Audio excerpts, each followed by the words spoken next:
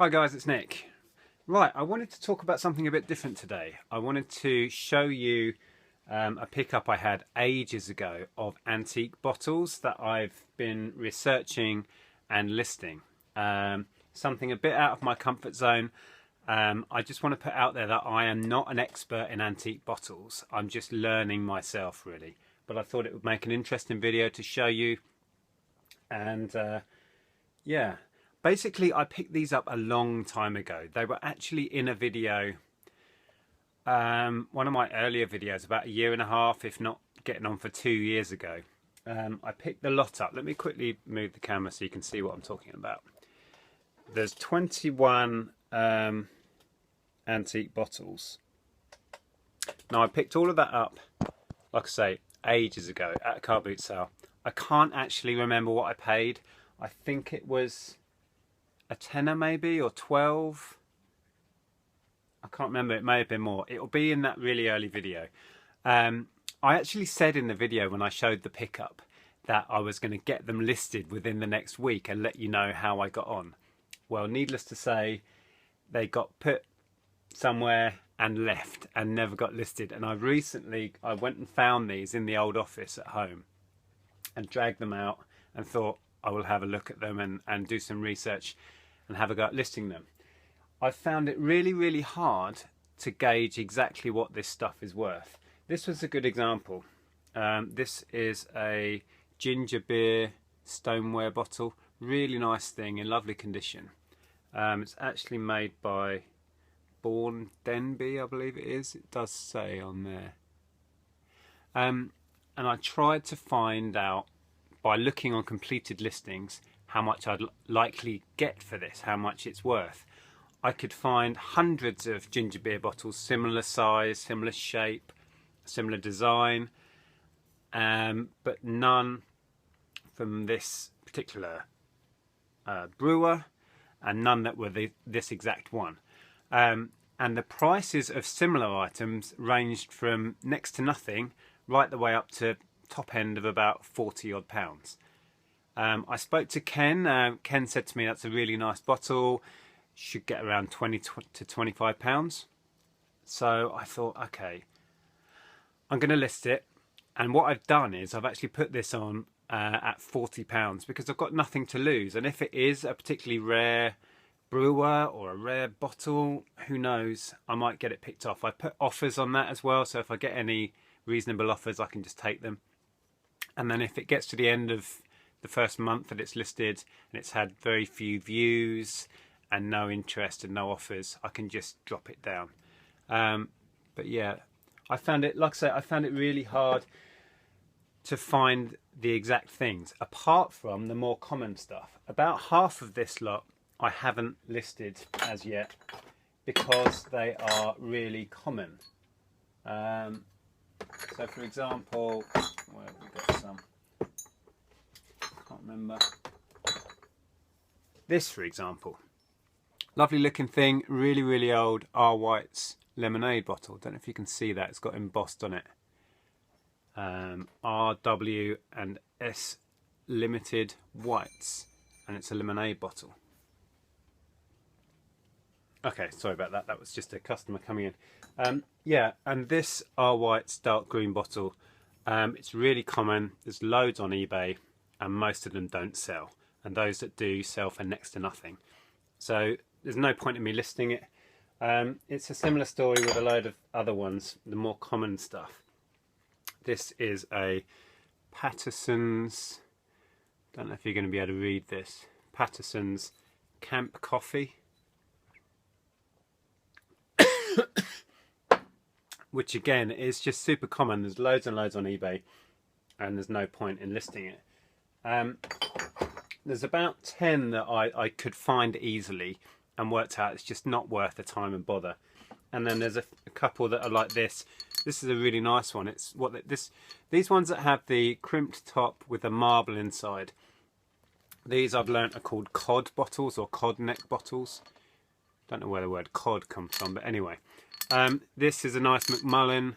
One Macmullen are a local brewer to me, they're over in Hartford. But this has a great big crack running right through here. I don't know if it's going to show. and to a collector that just basically means it's worthless. You can see it runs right through here actually. So I have a load that I'm putting to one side and I'm going to do as a job lot. I might stick it on a local Facebook group or just whack it on eBay as a collection. But the ones that I'm listing, I'm going to kind of just see what happens really and see what interest I get. I'll just show you some of the other ones that I have listed. This is another Cod bottle, but it's a smaller one. Interesting one, it's Jarvis & Co. Couldn't find much by that brewer and thought that was worth having a go at. I think I listed that for £10. These Cod ones, when you look up prices of these ones with the marble in, don't know if you can see, they have a marble in there.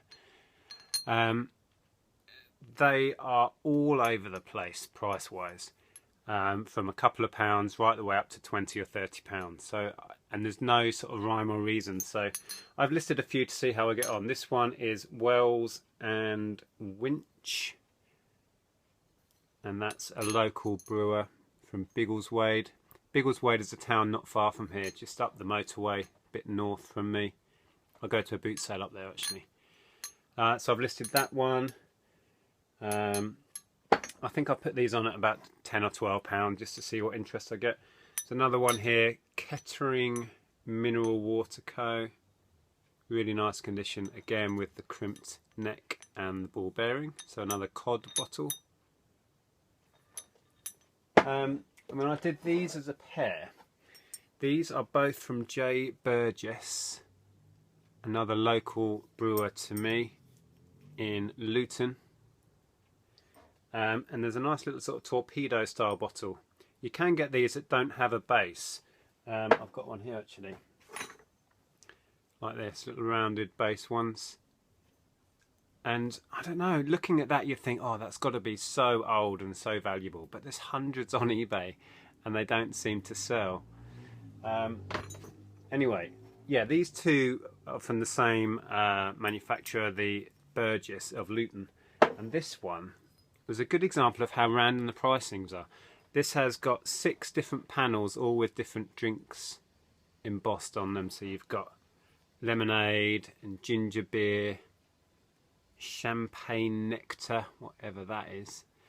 And this very bottle I found a few completed listings of, and it was all over the place. Somebody managed to get £13 just for that on its own. Other people have struggled to sell it at all, and some people have let it go for less than a £5. So I don't know. What I've done is I've paired them up and done that pair, I think, for £13, but with shipping on top. I saw similar ones to this one that just weren't selling, weren't getting any interest at all.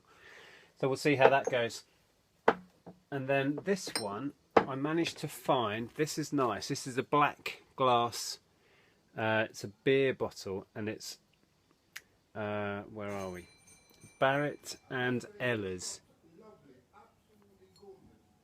Hold on. Hold on.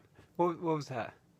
Someone, random man coming off the street telling the shop's gorgeous and beautiful to look at. Oh, there you go. A random guy just came in and just, what, he didn't even come in properly? Just opened the door? He stuck his head in and said, I have to tell you, your shop's gorgeous and lovely to look at.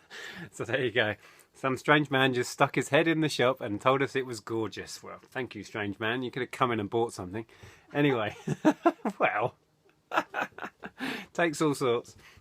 Yeah, this is a really nice one. This is a beer bottle by Barrett and Eller's, and I found this exact one had sold for, oh, I can't remember the numbers now. I think it was about £30 or maybe more, but they had the stopper. And when you think about it, it's hard enough to find a bottle of this age in really good condition, but to find it with its original stopper as well makes it even rarer. So I don't know if that was the reason why that one sold, and it sold for good money, but I've stuck this one on at, I think I put it on at £25. See what interest I get. I do have one with the stopper, but it's a really common bottle and not in very good condition. But that's the sort of stopper that this should have. A little sort of plasticky thing, and they just screw in. Don't know if that's going to fit. Yeah. So that's what that should have on it. But No, it's not the right stopper. So yeah, anyway, it's interesting. It's what this sort of thing forces you to do is learn about stuff.